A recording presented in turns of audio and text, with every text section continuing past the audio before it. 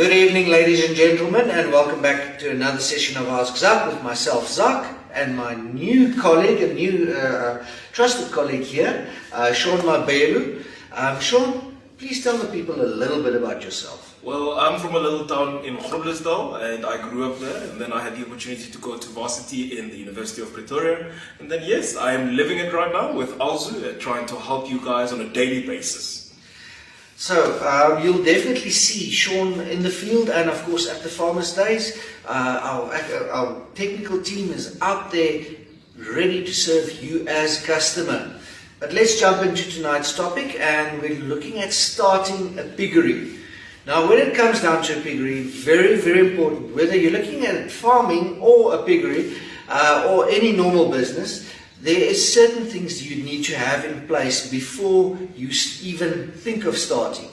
First of all is, of course, your market. Where are you going to deliver your end product? Is it going to be at the auctions? Is it going to be at a slaughterhouse? Or is it going to be at a butchery? All of those places, their prices differ. So you need to make your, investigate it to see what is going to suit you best. So if you've got those things in place, now we can take the next step and look at structures. Now everybody wants an ABC with structures, but the thing is there are so many varying types of structures that you can use. It's actually too much, it's a whole session on itself. But the main objective is with any structure is you want to protect your animals against the elements. And you want to keep the temperature as constant as humanly possible. Because we know constant temperature delivers constant growth. So very, very, very important. But let's say your first litter arrived and everybody's talking about creep feed. Now, Sean, what is a creep feed and why should people use it?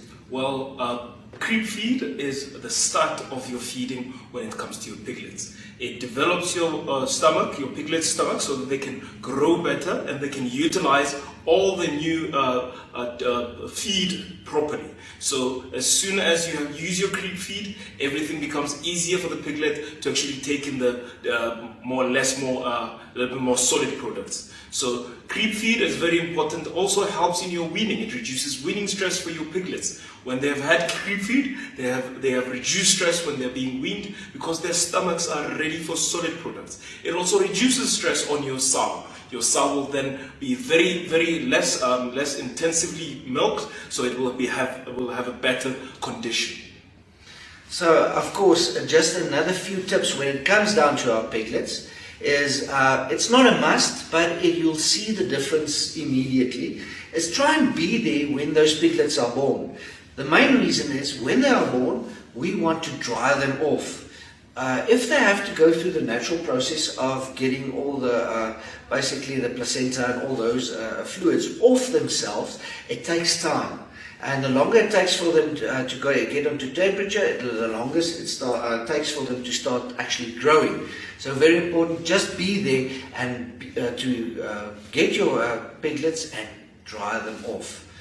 Whichever way, whether you use a towel, a disinfected towel, very important, or products like perlite or stalosan, all those things will help you get that piglet on the right temperature sooner. And of course, our piglets are mostly born anemic. Now, anemic means they've got an iron deficiency. That's why usually on day 3 we inject them with a product like Dexiron, which is an iron injection. Now a lot of people ask, how do I know my piglets are iron deficient? Well, you're looking at a very pale piglet. Paler than myself, but a very white piglet, and that's not what you want. You want a nice pink piglet, because when they're nice and pink, you know there's good blood flow, a healthy piglet that you're looking at. So just a few tips when it comes down to our piglets. But sure, now let's say we've stepped through the process of getting those piglets reared.